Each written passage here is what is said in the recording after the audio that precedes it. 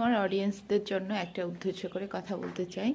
যেটাই করুন, প্রেম বা বিয়ে যেটাই করুন, দেখে ভদ্রলোকের সাথে করুন।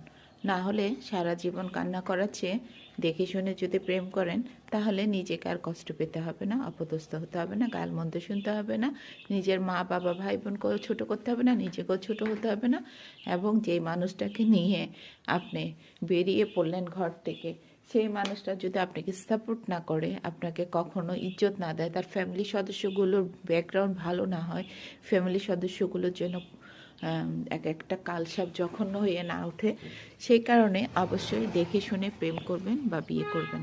না হলে হিতে বিপরীত হবে। যখন দেখবেন সারা জীবন অসম্মানিত হওয়ার থেকেও বিয়ে না করে ব্যাচেলর থাকাটাই তখন মনে হবে যে শ্রেয়। কেন বিয়ে করলাম, কেন হলো লাইফে এরকম ঘটনা। তো বিয়ে তো হয়ে গেলে কলঙ্কের দাগ পড়েই যায়। যেন বিয়েটা করবার আগে 7বার ভেবে 14বার ভেবে সিদ্ধান্ত নেওয়া হয়। না হলে পরে সারা জীবনে পস্তাতে হবে, কান্না করতে হবে এবং ধুকে ধুকে শেষ হতে হবে। আর এইসব প্রেমের বিয়েগুলোতে বেশিরভাগ মানুষগুলোই মানে কি বলবো, মা বাবা, ওর ছেলের পক্ষের মা বাবাগুলো অনেক জঘন্য এবং নগণ্য হয়। তাদের অ্যাটিটিউড দেখে বাঁচা যায় না, মনে হয় যে ওরা পৃথিবীর কোনো মানুষই না, আল্লাহ তাআলা সুবহানাহু তাআলা ওদেরকে সৃষ্টি করেননি, বা আল্লাহ নবীজির সৃষ্টি বা উম্মত নয়, এরকমই তারা প্রকাশ করে। যে সব মানুষই যে সেরা, সব মানুষই পৃথিবীর বুকে বিশ্বধনী বিশ্ব সেরা, সেটা ওদের মাথায় থাকে না। কেননা আল্লাহ আমাদেরকে নিজে সৃষ্টি করেছেন আর নবীর উম্মত বানিয়েছেন। তো তাহলে তো আমরা সবাই সেরা। শুধু টাকা পয়সা বাহ্যিকতা হলো যে পৃথিবীর বুকের জন্য, কিন্তু কিছু অশিক্ষিত মূর্খ আবালগুলো মনে করে যে পৃথিবীর বুকে যার চৌধুরী বংশ, যাদের টাকা পয়সা আছে, যাদের কিছু মূর্খ আবাল মনে করে চৌধুরী বংশ, স্ট্যাটাস, টাকা পয়সা, এইটাই মানুষ।